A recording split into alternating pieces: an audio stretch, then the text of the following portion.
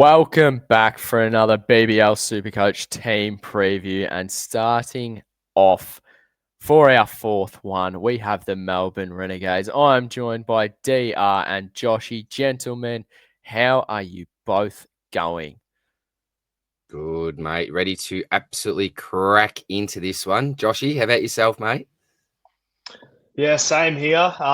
Gades don't have the double until round 8, but I think there's a bit more relevance than the strikers who have a late double as well. So keen to get cracking into it.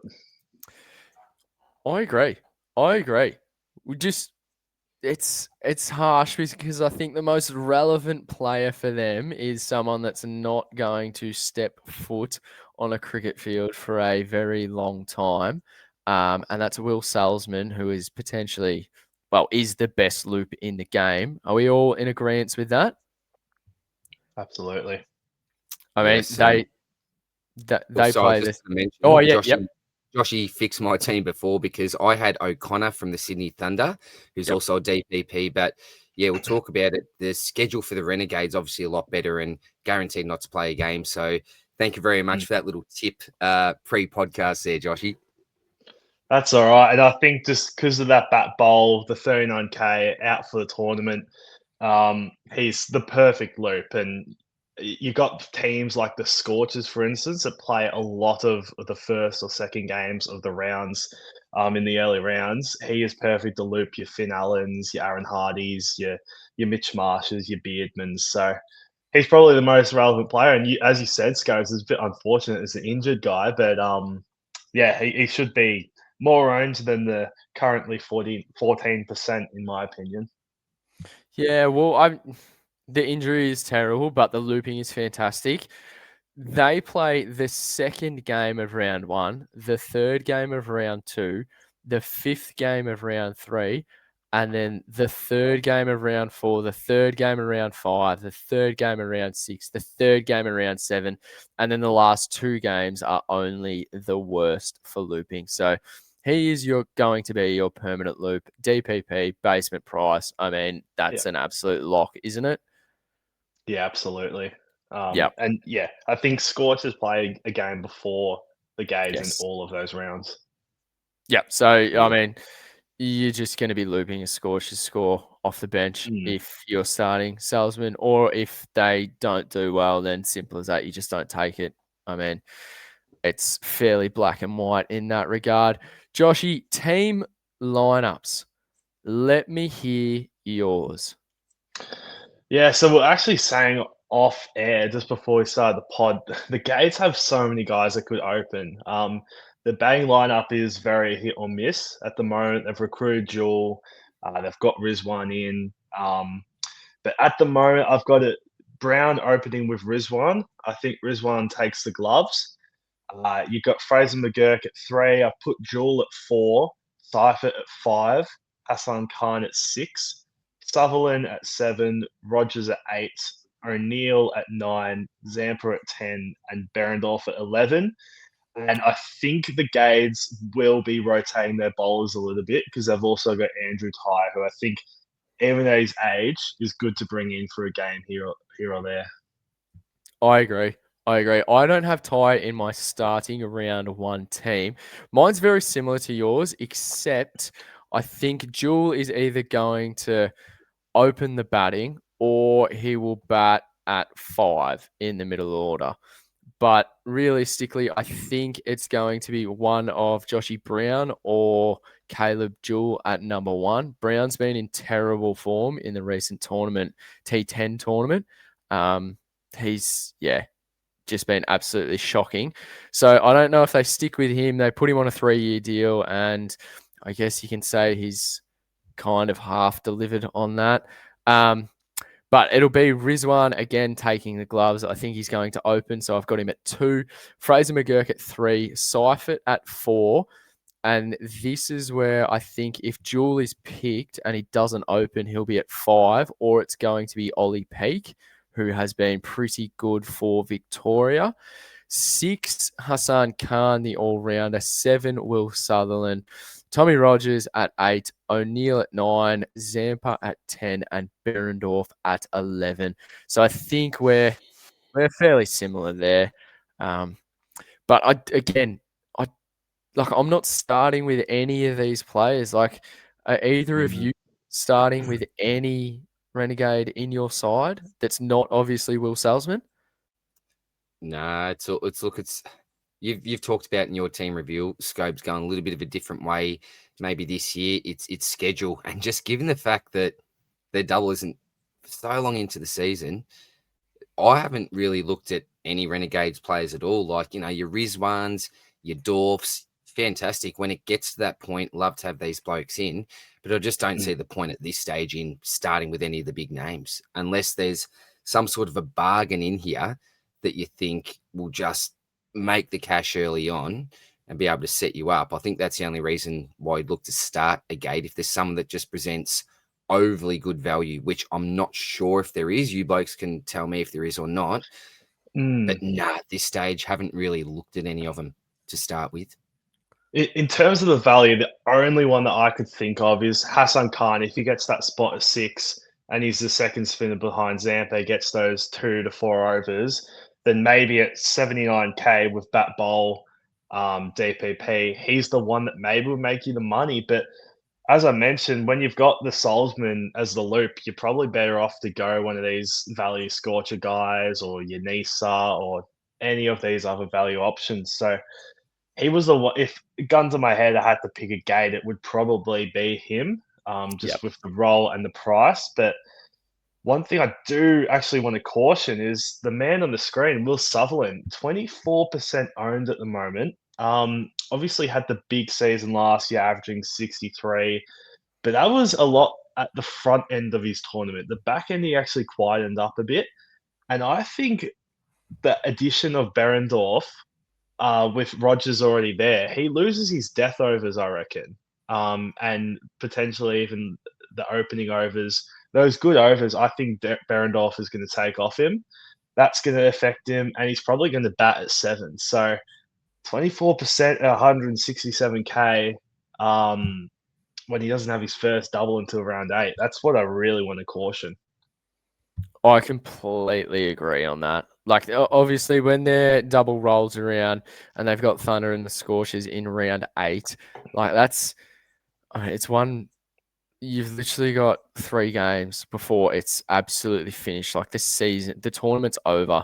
I think you'll want like Sutherland, potentially Khan, Rogers, Berendorf, and probably a batsman going into that. But up until then, like, Berendorf is an absolute weapon, and he just makes that ball talk regardless of where he plays. So, like, if you wanted to go there, then by all means, because of the pedigree of the player. But if you're looking at the fixture and you're thinking, when do they have their double, and you see round 8, psychologically, that just instantly puts me off every single player we have spoken about so far in our predicted round 1 lineup.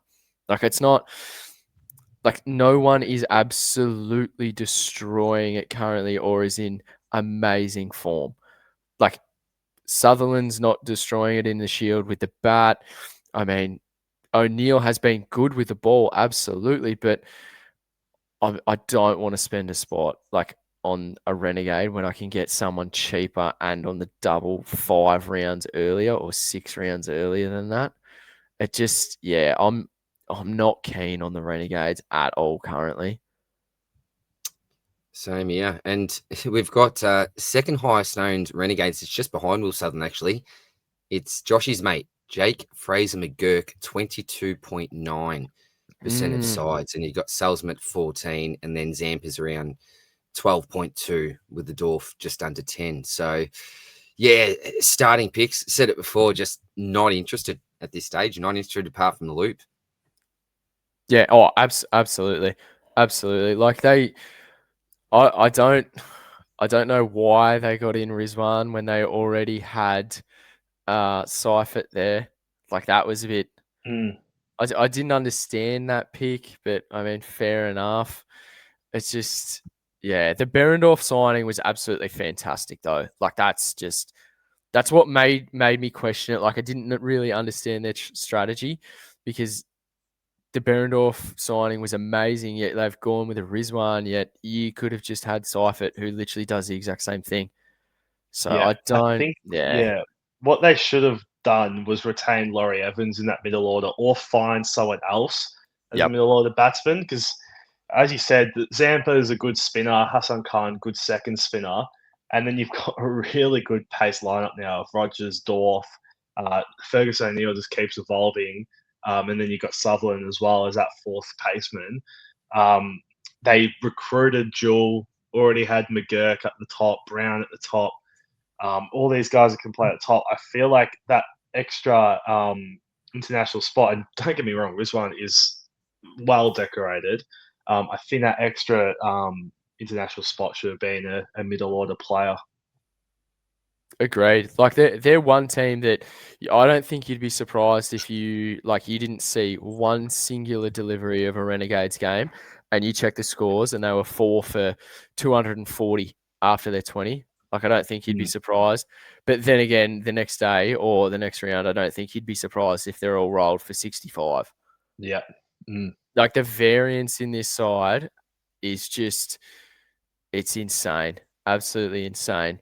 And I know last season, Joshy, you had a little bit of a love affair with a certain batsman in this. Well, I think he's going to bat at 3. I think you do as well. Fraser yeah. McGurk. Is it going to make you happy to see him potentially succeed or fail again? How are you feeling about this season for him?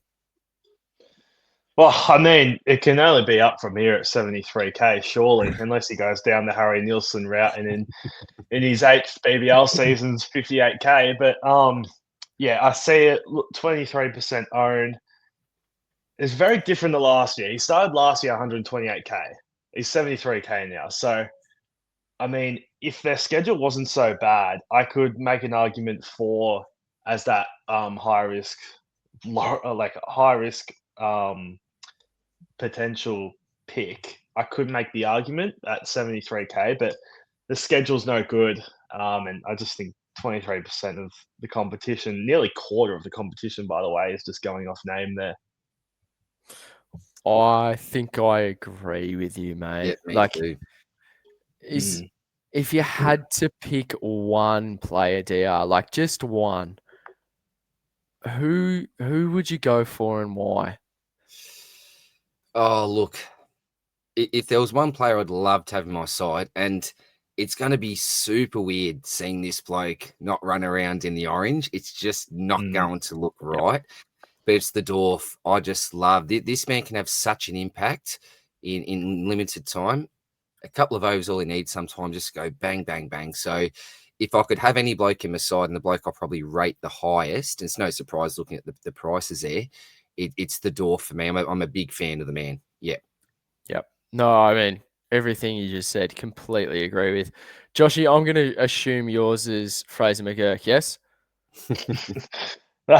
Absolutely. Fraser McGurk, can't go past him. Yep. I mean, perfect, perfect. I mean, there's going to be a game where they go absolutely bananas. And Mm. you'll see Josh Brown will get 60 off 25 deliveries. Rizwan will probably go bananas. Fraser McGurk will. And again, as I said before, they'll be 4 for 240. But then the next round, you'll see him absolutely skittled for nothing. And you'll just think, how did this happen? And I guess additionally with the fixture, they've got a rough fixture. It's just yeah, they've got Heat round 1, then back-to-back Hobart, and then Sixers.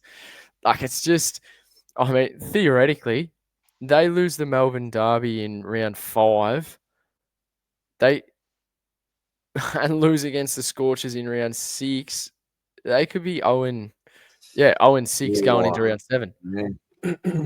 Mm. But in saying So that, they could absolutely explode. But I think from a super coach perspective, you're not jumping on anyone here. You mentioned Hassan Khan for a looping option at 70 odd K. To me, that's just find 40K, get a Shadab Khan or a Sams or a Marsh, or God forbid you don't have Aaron Hardy. No idea why you wouldn't. Then mm. just put them in. Simple as that. Like, they're probably one of the least relevant teams we're going to look at with the strikers. Is that a fair statement? 100%. Absolutely. And I mean, even their internationals, like you've got Hassan Khan, Seifert, and Rizwan. There's no interest there, is there?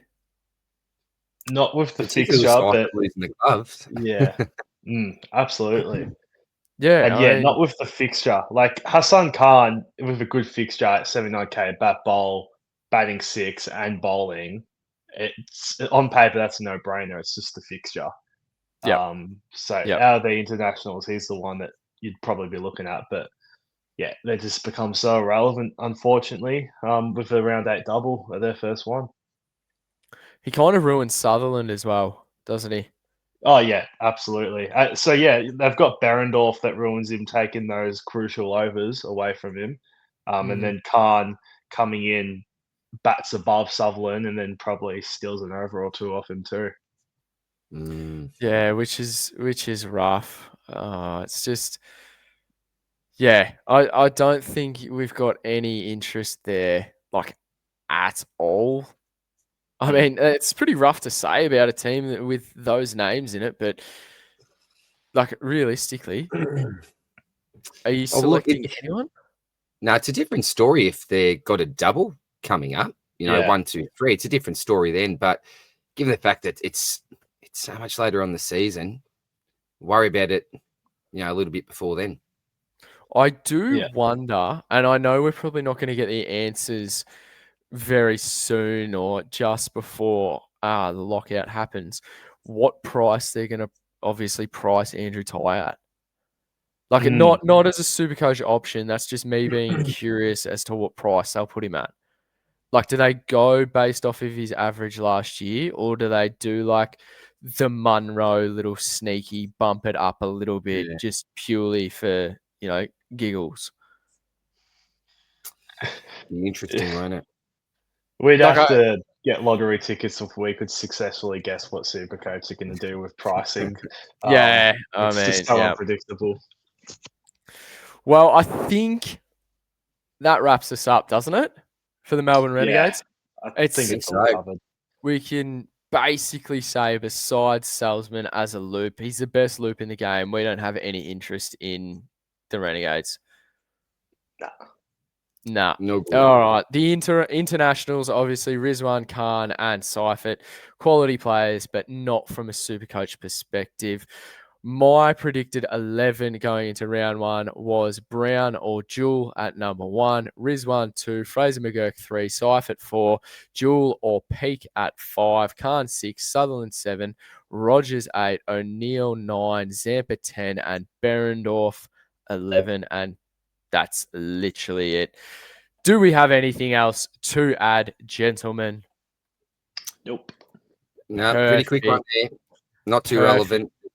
Plenty of other teams that are relevant, mate. So, as you say, make sure to check out any of the team previews that you haven't checked out so far. So, we're obviously going alphabetically from A up to Z. So, Joshy, Scobes been smashing it, boys. Absolutely smashing it, giving us a good oil on these blokes. We've got the Melbourne Stars next. This is the halfway mark. If you're listening on Spotify, make sure you leave us a like. If you're listening on the YouTube channels, leave us a like, comment, and make sure you subscribe. If you agree with anything that we've said, make sure you let us know. If you disagree with anything that we've said, make sure you use some expletives and definitely let us know why you think we are wrong. And on that note, we will see you next time for the Melbourne Stars preview. Enjoy your evening, and we'll see you back here next time. Thank you.